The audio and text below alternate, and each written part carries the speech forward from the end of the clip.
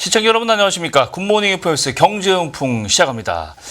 국내외 주요 기관들이 올해 우리 경제 성장률 전망치를 줄줄이 낮춰잡고 있습니다. 2분기 성장률이 역성장하고 또 내수 부진 효과 때문인데요.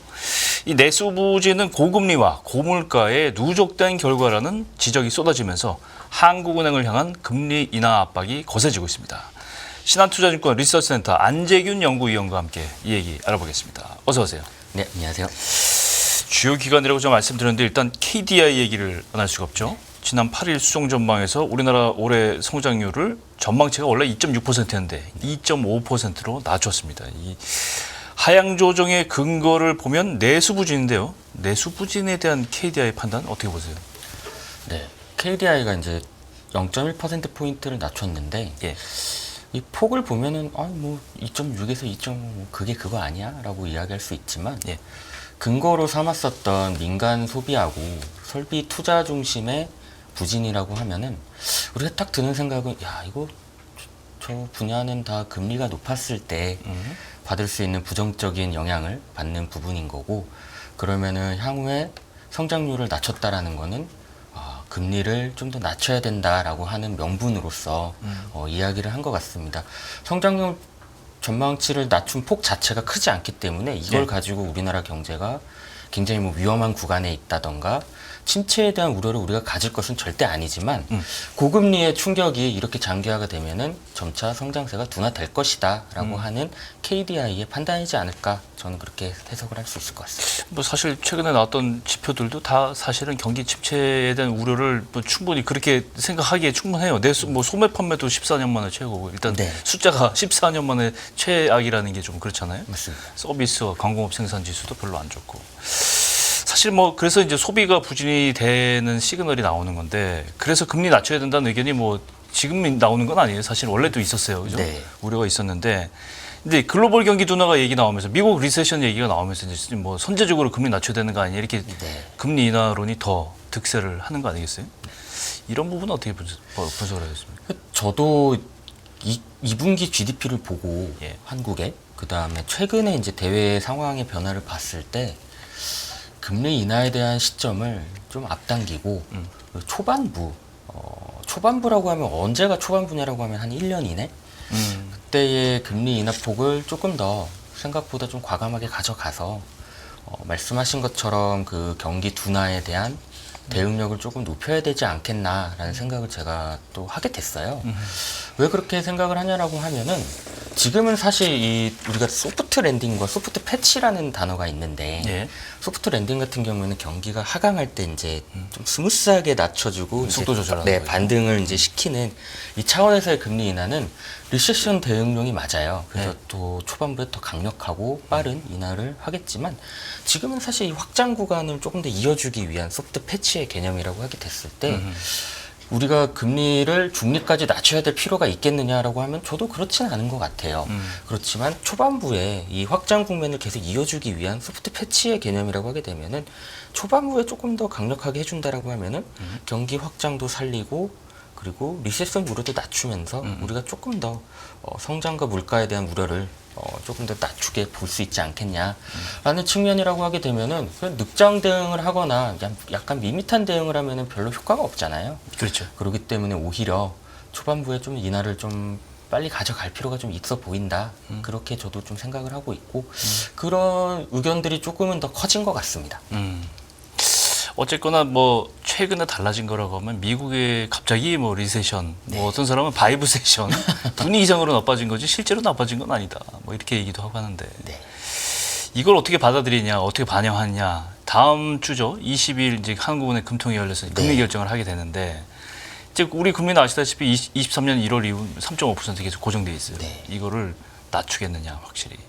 근데 한국은행은 원래도 KD하고 똑같은 경제 전망치를 갖고 있었어요. 2.5%를 제시하고 있었잖아요. 네.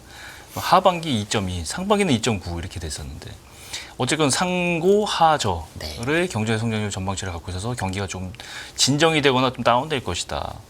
금통위에서는 이걸 반영할 수 있을까요? 네, 7월 금통위를 우리가 좀 복기를 해보면 그동안에 계속 한은이 가졌었던 물가 안정에 대한 예. 이 부분에서 조금은 자신감을 보였었던 것 같아요. 이제 점점 내려오고 있고 목표치 2%에 도달하는 경로에 부합하고 있다라는 한은의 해석이 있었기 때문에 예. 점차적으로 이제 여기에서는 우리가 금융 안정과 성장에 대한 부분을 고려를 하면서 이제 통화 정책의 결정을 하겠다라는 뉘앙스를 풍겼었거든요. 예. 그 얘기는 이제 물가 안정을 위해서 계속 고금리를 우리가 가져갔지만 거기에 대한 이제 부정적인 이른바 부작용이 있었기 때문에 그 부분을 이제 조금씩 감안을 하겠다라는 게 7월 금통이었고 그 얘기는 사실 금리 인하의 한 축이라고 할 수 있는 물가 안정에 대한 부분을 좀 확보를 했다. 남은 거는 이제 말씀하신 것처럼 이제 성장과 금융이 되겠죠. 예. 성장은 확실히 이제 원래부터 상고하저를 봤었고, 예. 그리고 최근에 이 대외 환경의 변화는 미국이 물론 리세션에 들어간다라고 감히 지금 이야기할 수 없을 정도의 지표 상황이지만, 그렇죠. 이제 확실히 심리는 약간 좀 꺾이는 느낌이잖아요. 그렇게 하게 되면 우리나라가 결국엔 수출 주도의 성장세가 다소 조금 타격을 받을 수 있는 부분들이 있을 거고 그렇게 하게 되면은 결과적으로 성장에 대한 부분도 금리 인하를 맞춰줄 수 있는 명분으로 갈 수 있다라는 이야기를 할 수 있고 근데 한은은 또 한 가지 책무가 있잖아요. 네. 금융 환경에 대한 금융 안정에 대한 책무 이른바 이제 가계 부채 그렇죠. 그 얘기를 하고 있는데 그 부분이 사실 성장과 물가의 명분을 잡더라도 금리 인하를 할 수 있겠지만 그 속도에 대해서는 여전히 시장에서도 빨리 가야 된다 아니면 야 천천히 가야 된다 이 의견이 있는데 확실히 천천히 가야 된다라는 쪽 양쪽 다 금리 인하를 이야기를 하고 있지만 예. 금융을 생각을 했을 때 금융 안정을 생각했을 때 한은이 과연 빨리 갈 수 있겠느냐에 대한 부분에서는 좀 많이 갈리는 것 같고요. 저는 사실 성장과 물가를 먼저 생각을 하면 8월에 인하를 하는 것도 놀라울 일은 아닌 것 같아요. 아, 그래요? 네. 왜냐하면은 이미 내수 부진을 EQ GDP에서 확인을 하기 시작을 했고 여기에서의 대응을 점차 늦게 한다라고 하면은 우리나라 전체 성장에 대한 부분은 계속적으로 좀 안 좋아질 여지가 좀 있기 때문에 8월에 한다라는 건 그리 놀라운 일은 아닐 거다라고 좀 생각은 할 수 있겠지만 금융에 대한 부분을 좀 보게 되면은 확실히 한은의 선택은 8월에 굉장히 조금 어려울 면은 좀 있어 보인다라고 좀 생각할 수 있을 것 같습니다. 저는 그래도 8월에 인하 가능성이 좀 있지 않겠냐라는 쪽을 조금 더 이야기를 합니다. 그렇군요. 근데 뭐 제 개인적인 생각이기도 하지만 네. 최근 부동산 시장을 보면 이창용 총재가 7월에 그랬잖아요. 네. 부동산 시장을 자극하는 조치는 되도록이면 피하고 싶다. 네. 이런 뉘앙스로 얘기를 했잖아요. 맞습니다. 근데 그 사이에 부동산 시장 굉장히 핫해졌어요, 지금. 네. 과열도 물론 안 그런 지역도 있지만은 네. 일부 지역들 그 주요 5대 은행들 보면은 주택담보대출 엄청나게 늘었어요. 지금 네. 7, 8월 사이에.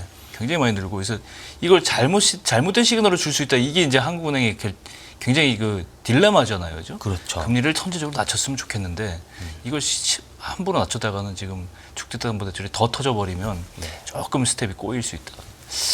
이런 것도 이제 변수로 작용한다. 이렇게 생각이 됩니다. 사실은. 근데 이제 상황이 나빠지면 사실은 금통위 지금 올해 이번에 하고 나면 2번 남았던가요? 네. 2번 남았는데 주식 사이에 또 할 수도 있죠. 뭐. 빨리 열어서 이건 잘못된 시그널은 좀 바로잡겠다라든가 뭔가 할 수 있겠는데 통화 정책이 지금 남은 기간 동안 굉장히 뭐 바뀔 수도 있다. 정말 말 그대로 바이브식의 분위기를 봐서 이게 바꿀 수 있다는 생각이 드는데 그 가능성은 어떻게 보세요?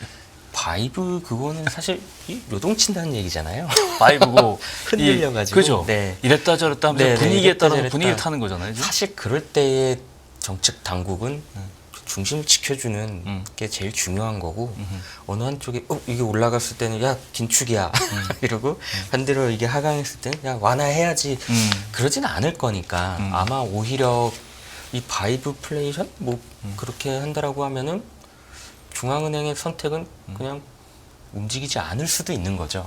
차라리 야 그 지금 변화가 심하니까 오히려 우리는 중심을 잡을게 이렇게 할 수도 있겠지만 제가 보는 관점에서는 성장과 물가는 확실히 2%로 가는 국면인 거고 네. 물론 이 7월 CPI나 오늘도 보면은 수입 물가 지수는 올랐거든요. 네. 전월 YOY 기준으로는 지금 9%대가 2개월 연속 나왔어요. 오. 수입 물가가. 네. 근데 이게 보면은 유가 상승에 좀 기인을 하는 거고 석유류 제품 가격이 좀 올라가는 거니까 아마 공급 물가까지는 올릴 것 같아요. 네. 근데 우리가 최근 2년 동안에 봤을 때는 수입 물가에 이게 올라갔을 때 생산자 물가가 올라가고 소비자 물가에 전가를 시켰어요. 기업들이 충분히 그렇게 할 수가 있었던 거죠. 그렇죠. 우리 죽을 것 같으니까. 그렇죠. 아니면은 사실 죽을 것 같지는 않지만 가격을 올릴 수 있는 절호의 찬스잖아요. 맞아요. 보복 소비의 여력이 있었기 때문에. 근데 이제 이게 다 소진이 되고 있다라는 거죠. 미국 기준으로는 이제 보복 소비 여력이 초과 저축이 이제 거의 소진이 됐다라고 하는 이제 댈러스 연은의 이야기도 있고 그런 것들을 좀 보게 되면은 이제 더 이상 여기에서 원재료 가격이 올랐다고 해서 기업들이 가격을 올릴 수 있겠는가, 소비자들에게 전가를 시킬 수 있겠는가? 그렇죠. 이제는 약간 2년 전에 비해서는 좀 달라지는 여지가 있을 거고, 우리 생각해 보면은 그게 인플레이션이지 않을까요? 그렇죠. 물가가 올라가는 거는 그렇죠. 결국에는 기업들이 우리 제품 가격을 올린다라는 거고, 그게 물가 상승을 네, 주도하는 거잖아요. 디플레이션은 가격을 낮춘다라는 건데 사실 그렇지. 거의 가격을 낮추지는 않잖아요. 그렇죠. 그렇기 때문에 이제 인플레이션은 조금씩 가격 상승에 대한 효과가 낮아지기 시작을 하는 거고 2%로 가는 국면은 이제 그렇게 의심하진 않을 것 같아요. 뭐 이번 주에 미국 CPI가 나온다고 한들 전월 대비로 좀 0.2%가 올라간다고 한들 큰 변화는 없을 것 같습니다. 그렇지만 성장에 대한 부분들은 조금씩 낮아지고 있으니 한은의 선택이 과연 금융 불안정을 조금 해야 되는 가계부채 측면의 이야기는 있겠지만 성장과 물가를 조금 더 집중을 해야 된다고 생각을 해요. 왜냐하면 결과적으로 가계대출은 한은이 금리를 내리지도 않았는데 늘은 거잖아요. 그렇죠. 한은의 탓이 있을까요? 그렇죠. 오히려 거시건전성에 대한 정부하고의 정책 공조가 조금 있다라고 하면 스트레스 디아스 2단계 연기가 저는 조금 더 큰 것 같아요. 확실히 대기 수요들이 앞당겼으니까. 그렇죠. 근데 그게 9월달에 정상 시행이 된다라고 하면은 하는 입장에서는 제가 생각하는 것처럼 8월에 인하를 안 한다고 하더라도 10월달에는 충분히 할 수 있을 거고. 그 다음에 성장과 물가 상황을 고려했을 때 저는 연에 2번은 가능성을 계속 가질 수 있지 않겠느냐라고 생각을 합니다. 그런 상황에서 금리 인하 시점을 좌우하는 요인이 이제 미국 지표인데 네. 미국 지표 조금만 나오면 또 경험했잖아요. 얼마 전에 고용 지표 딱 한 번 그렇게 나왔는데 완전히 네. 난리가 났었는데 맞습니다. 이번 주번에 이제 물가 지표하고 CPI 방금 말씀하셨던 소매 판매 지표 나오잖아요. 이것도 약간 리세션 시그널 나오면 또 한번 휘청할 수도 있다 그렇죠. 생각이 드는데 어떻게 보세요? 일단 중요한 건 고용일 텐데 네. 미국의 지표에 따른 영향력, 파괴력 굉장히 클 거라고 저는 생각이 되는데 네. 예. 미국 지표는 항상 중요합니다. 네. 그리고 한은도 연준의 통화 정책의 중요도를 굉장히 높게 가져가는 국가이기 때문에 그 부분을 우리가 항상 체크를 해야 되는 거고 고용은 이제 연준도 물가에서 고용으로 시선을 이동시키고 있기 때문에 금리 인하의 시점을 잡고 있기 때문에 고용 지표가 가장 중요한 건 맞습니다. 7월 달에 고용이 예상보다 안 좋았었던 거는 분명히 날씨 영향도 있었어요. 최근 2주 동안의 신규 실업자 청구 건수가 감소를 하기 시작을 했는데 날씨 영향이 분명히 있었던 것 같아요. 네. 그렇기 때문에 일시적으로 실업 수당을 청구했다가 이제 감소를 하는. 그러면 8월 달에는 좀 반등을 우리가 좀 기대해 볼 수 있겠죠. 신규 취업자 수가 다시 좀 늘어날 수 있을 거고 실업률 상승도 비슷하거나 아니면은 오히려 좀 낮아질 수도 있는 일시적인 개선 기대해 볼 수 있을 것 같아요. 그리고 이번 주에 나오는 CPI랑 소매 판매는 제가 볼 때는 아마 예상치를 약간 밑돌더라도 전혀 리세션과는 상관없는 지표 결과일 것 같거든요. 그렇게 된다라고 하면은 지금 우리가 8월 초에 가졌었던 야 이러다가 침체 오는 거 아니야는 좀 더 되돌려질 개연성은 좀 있겠지만 우리가 생각하는 거는 만약에 그렇다고 하더라도 미국에서는 지금 고용 지표만큼 중요한 거는 한 달 늦게 나오는 이제 이른바 졸트라고 하는 구인 건수, 기업들의 노동 수요 그렇죠. 이건데 그게 계속 낮아지고 있는 거잖아요. 네. 거기에서 이제 실업자 수하고 비교를 해보면은 실업자 한 명당 한 1.2개 정도의 빈 일자리가 있는데 이게 거의 1.6개까지 올라갔다가 이제 내려왔거든요. 팬데믹 이전 수준으로 왔어요. 네. 그 얘기는 수요와 공급이 이제 균형점에 있다라는 거고 여기에서 이제 둔화되기 시작한다라고 하면은 연준의 움직임을 불러일으킬 거기 때문에 저는 연준이 9월 달에는 충분히 금리 인하를 개시할 수 있다라고 생각을 하고 있고 그 얘기는 9월이 유력해진다라고 하면은 한은이 8월에 하는 것도 큰 부담은 없을 거고 그렇죠. 만약에 9월에 확인하고 한다라고 하면은 8월 또는 10월 이렇게 우리가 이제 압축해서 볼 수가 있는 거죠. 그렇죠. 그 사이에 이제 9월 FOMC 열리기 사이에 또 하나 행사가 있어요. 네. 매년 열리는 이제 8월에 잭슨홀 미팅이 있는데 여기서 뭐 정말 그 기라성 같은 분들이 발언을 하고 이 발언에 따라서 또 영향을 받기도 하고 네. 이번 관전 포인트는 뭔가요? 네, 우리가 항상 잭슨홀 미팅은 그 전에 이제 3분기 초중반의 상황과 시장 상황과 그리고 통화 정책에 대한 기대 이런 것들이 항상 맞물려서 잭슨홀에 이제 시선이 집중이 됩니다. 그렇죠. 그렇지만 잭슨홀 관전 포인트는 항상 보면은 그 주제하고 연관이 많아요. 예. 통화 정책에 대한 이야기를 한다라고 하면은 당연히 통화 정책에 관련되는 기대가 생기는 거고요. 이번에 주제는 딱 통화 정책의 실효성과 전달 효과를 재점검한다라는 겁니다. 딱 보면은 그동안에 그 파월 의장이 어떤 얘기를 했는지하고 별부를 해보면은 관전 포인트는 딱 나와요. 파월 의장이 지난해 12월 달부터 통화 완화에 대한 이야기를 언급하기 시작을 했을 때 네. 올해 초중반부터는 2%로 물가가 안 가더라도 먼저 움직일 수 있다라는 이야기를 하기 시작을 합니다. 네. 그 배경은 통화 정책의 파급 효과에 시차가 있기 때문이다라는 거거든요. 거기에 대한 부분들이 딱 주제하고 결부가 딱 맞아요. 그렇기 때문에 제가 기대할 수 있는 거는 최근에 1년의 상황하고 이제 비교를 했을 때 네. 통화 정책의 완화에 대한 시점을 얼마만큼 빠르게 가져가겠는가, 그리고 금융 환경에 대한 부분까지도 고려를 했을 때 초반부에 빨리 가져가야 될지에 대한 부분들을 조금 더 언급하지 않겠느냐라는 생각이고, 그 정도라고 하게 되면은 금리 인하 전환을 아마 이야기할 수 있는 충분한 자리가 될 것 같고, 시장에서는 내심 9월 달에 50bp 기대도 언급을 해줄까? 뭐 그런 얘기는 안 하죠, 사실. 그렇지만 뉘앙스에서는 조금 더 우리 신속하게 대응할 필요는 있어 보인다라는 이야기들을 만약에 좀 가미한다라고 하면은 제가 볼 때는 9월에 피컷 기대까지도 포함을 해서 계속적으로 지금 딱 50대 50이잖아요. 네. 9월 그렇죠. 50% 인하, 네. 50bp 인하, 25bp 인하.